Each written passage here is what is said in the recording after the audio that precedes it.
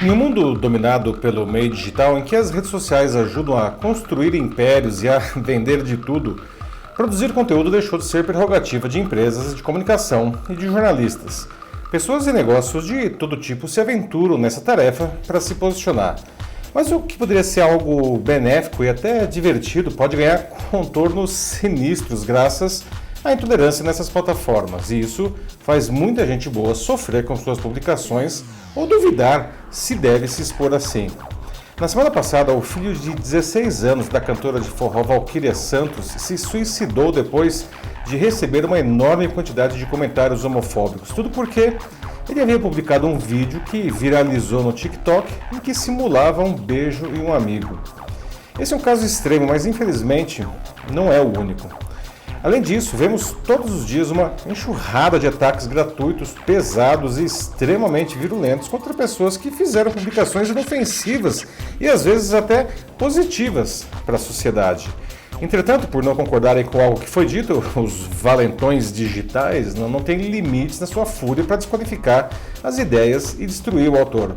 Chegamos a um ponto irracional em que se produz conteúdo o tempo todo, mas isso pode subitamente destruir uma reputação e provocar grande sofrimento. Eu sou Paulo Silvestre, consultor de mídia, cultura e transformação digital, e essa é mais uma pílula de cultura digital para começarmos bem a semana, disponível em vídeo e em podcast. É absolutamente injustificável um ataque desumano como o sofrido pelo filho da Valquíria Santos. A maioria desses agressores possivelmente não faria o mesmo olhando nos olhos da vítima, mas protegidos pela ilusão da manada digital, que justifica e incentiva o ódio e a intolerância, cada um deles agora carrega uma parcela de culpa pelo suicídio do jovem. O problema é que eles nem devem estar se importando com isso, seguros do outro lado da tela. É praticamente impossível agradar todo mundo, ainda mais quando todos parecem ter opinião sobre qualquer assunto. Os algoritmos das redes sociais que nos colocam em contato apenas com quem pensa como nós estão destruindo a empatia e a capacidade de se construir com as diferenças. O ativista político e pesquisador do meio digital Eli Pariser descreveu isso há uma década com o conceito de filtros bolha. Segundo ele, os algoritmos não são éticos ao tentar nos mostrar apenas o que nos agrada, barrando qualquer pensamento dissonante, tudo para aumentar a audiência das plataformas digitais. Longe de ser um exagero, o conceito de Pariser é um fato que nos embrutece e nos torna menos tolerantes, resultando nesse cenário insustentável em que vivemos. A sociedade entrou em uma desnecessária autofagia. E é triste observar tudo isso. A internet comercial nasceu em 1994 como um espaço muito democrático em que, enfim, todos podiam se expressar livremente. Ninguém a imaginava como a máquina política de manipulação que se tornou nos últimos anos. Era um cenário idílico, em que todos falavam e ninguém se agredia. Assim, a internet já foi assim. Como pesquisador no meio digital e jornalista que atua nele desde seu primeiríssimo momento, eu defendo essa liberdade e combato os intolerantes. O que pode parecer uma contradição, mas ela foi perfeitamente descrita em 1945 pelo filósofo austríaco Karl Popper, com o seu Paradoxo da Tolerância no best-seller A Sociedade Aberta e Seus Inimigos. Segundo ele, a tolerância ilimitada leva ao desaparecimento da tolerância. O filósofo explica que, abre aspas, se não estivermos preparados para defender a sociedade do assalto da intolerância, então os tolerantes serão destruídos e a tolerância com eles. Fecha aspas. Ele afirma que não é necessário calar as filosofias intolerantes, desde que possam ser combatidas com argumentos racionais e mantidas em xeque frente à opinião pública. Popper alerta, entretanto, que os intolerantes podem não estar preparados para lidar com a razão, e aí, novamente, entre aspas, a começar por criticar todos os argumentos e proibindo seus seguidores de ouvir argumentos racionais, porque são enganadores e os ensinam a responder aos argumentos com punhos ou pistolas. Fecha aspas. Você vê alguma semelhança com o mundo atual? Popper sugere que devemos, então, em nome da tolerância, não tolerar o intolerante, e conclui que, abre aspas, devemos exigir que qualquer movimento que pregue a intolerância fique fora da lei e que qualquer incitação à intolerância e perseguição seja considerada criminosa. Fecha aspas.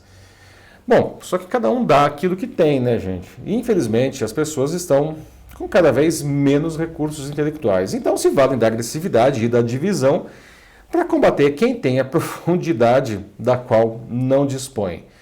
O problema é que essa violência dói em quem está querendo se posicionar de uma maneira construtiva. Por isso, eu vejo muita gente que poderia contribuir brilhantemente com a sociedade nas redes, se calando para evitar ser envolvido em algum turbilhão insano que prejudique a sua imagem e até a sua saúde mental. Em resumo, os únicos que ganham com isso são os rasos, não, os intolerantes, aqueles que querem achatar toda a sociedade a seu nível. Aqueles que querem usar as redes sociais para se posicionar, eu sempre digo que façam isso com um bom conteúdo. Não? E por bom conteúdo, entenda-se algo que apresente as suas qualidades, contribua com o crescimento de quem verá aquilo e não ofenda ou diminua ninguém. Não? Quem tem a pretensão de criar uma boa imagem no meio digital deve entender que isso deve ser feito de uma maneira construtiva e não praticando a intolerância, ou pior ainda, cometendo crimes. Não? Claro, como já expliquei, sempre haverá o risco de receber umas pedradas, não? Mesmo quando se fizer tudo direitinho. Por isso a sugestão é publicar sempre com segurança do que se está fazendo ou dizendo. No caso de ataques, haverá argumentos para se apresentar. Verdade que esses ataques podem ser muito agressivos, não? E acabar, enfim, abalando o autor, não? Alguns ainda fazem isso para tentar crescer um pouco, não? Ao criticar alguém de mais envergadura moral e intelectual.